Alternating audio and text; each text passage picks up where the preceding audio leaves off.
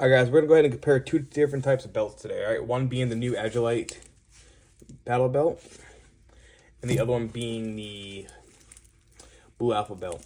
Okay, so experience with the belts out of the gate. I will say I have no experience with the Agilite belt. It just came out, so can't experience something you don't really have had access to. This one I wore for almost a year as a law enforcement officer before I swapped it out. And the reason why I swapped it out was because it started sagging to the point where, like, I had to use keepers to keep it on. So the Velcro kind of got a little beat up. You really can't tell from this, but it did a lot of sagging on me. And I ended up going back to a leather belt. So what do these belts have in common, right? They both have these alpine buckles, right?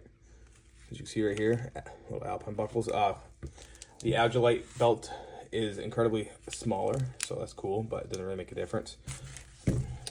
The belt in this, the buckle in this one is kind of big, but not bad.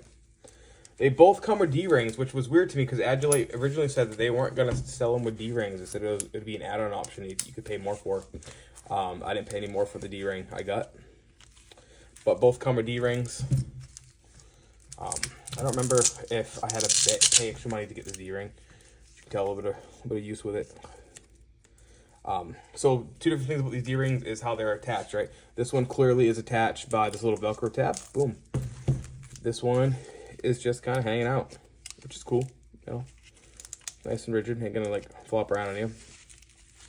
Okay, so they both have inner belts, right? Maybe. All right. Don't judge my table right now, okay, guys? It's in the process of being cleaned.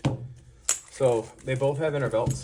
So how this one hooks up is just it feeds to this plastic buckle right here. All right, obviously you put it through and you adjust it to your liking. All right, whatever is most comfortable to you. And you put it on, it has Velcro all the way around. Party on, right? Cool. So the Agilite belt comes with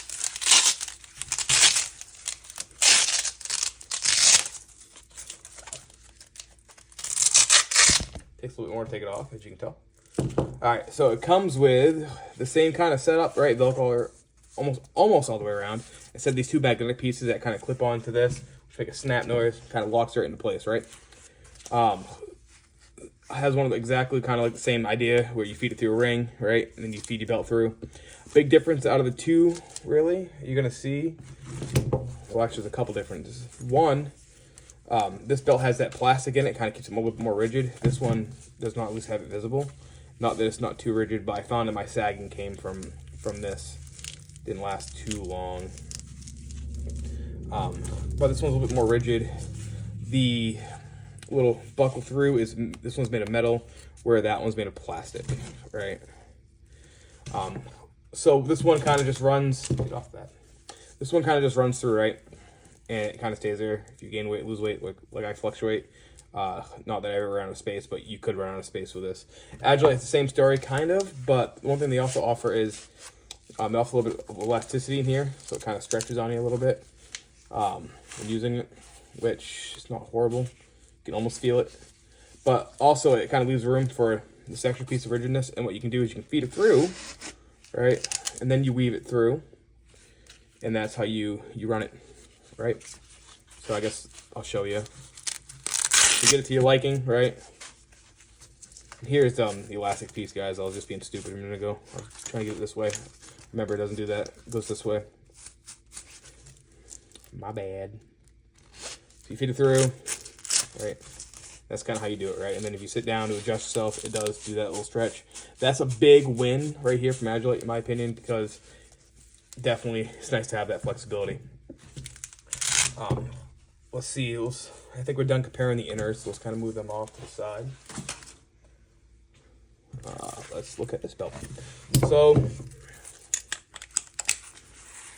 Velcro over through, around on the inside here, right?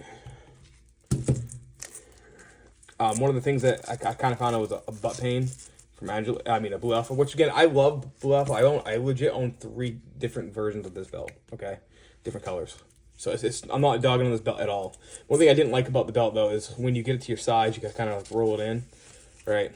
and then kind of make it like, for me, I used to have to do like this, tuck it in right just like that, and then take this little Velcro piece, which was very grateful that they offered. It's nice of them, and kind of just fit it through, right? So that's how I would have to stick it. And depending on how thick this is right now, it doesn't want to really go. But every now and again, it would come undone. Not a lot, but enough, right? Especially when you're working the road, kind of sucked. So this also has kind of like laser cut webbing in it, right? As you can tell, right straight across. You see a little wear on it, which is good. Like I said, it was a heavily used item. I got nothing bad about this belt. This belt's a solid option. You might hear my dogs upstairs. It is what it is. So this one here, they have the skeletonized one, so you can take your mag pouch and kind of go, slant with them, which is kind of neat. Same kind of laser cut design around here, as you can tell. Just kind of look it through. The inside of the belt has that skeletonized frame, as you can tell. Boom. And has that little flex with it because of the skeletonized. It's not, the bungee part is all in the inner belt, but with that being said, it does kind of flex. Here's the two magnetic portions right here, which clip into the belt. And I think I kind of went over the D-ring part. One thing that I do like about what they did is, because once again, I kind of fluctuate body weight. It sucks to be me. It is what it is. I brought this up earlier, how this was kind of a butt pain, right? But it's not a horrible option. It worked. I ended up taking a keeper around it too to kind of keep it in place. But this one right here, it gives you this little elastic built into it. So you can either cut this off at your liking, or if you're like me and you fluctuate a little bit on the weight, you just kind of feed it through and you kind of just work with it as you go.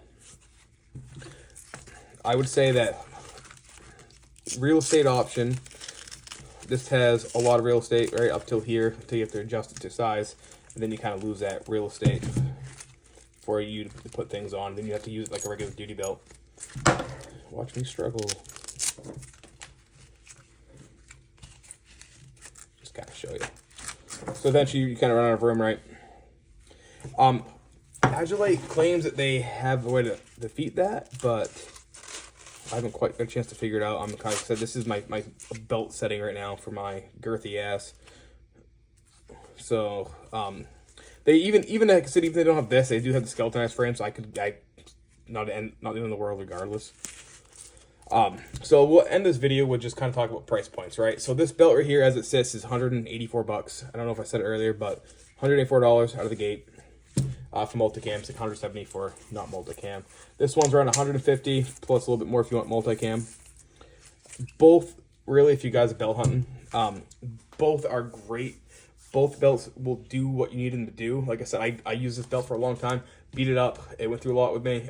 It's a good belt. Not down. Really, the Agilite belt, I don't have much experience with it yet. I have high hopes, but just by looking at how rigid this belt is, right, I would say this is going to be a decent belt. You really can't go wrong with either one. I'll put links for both of them in the description for this video. Yeah, guys, I appreciate you checking it out.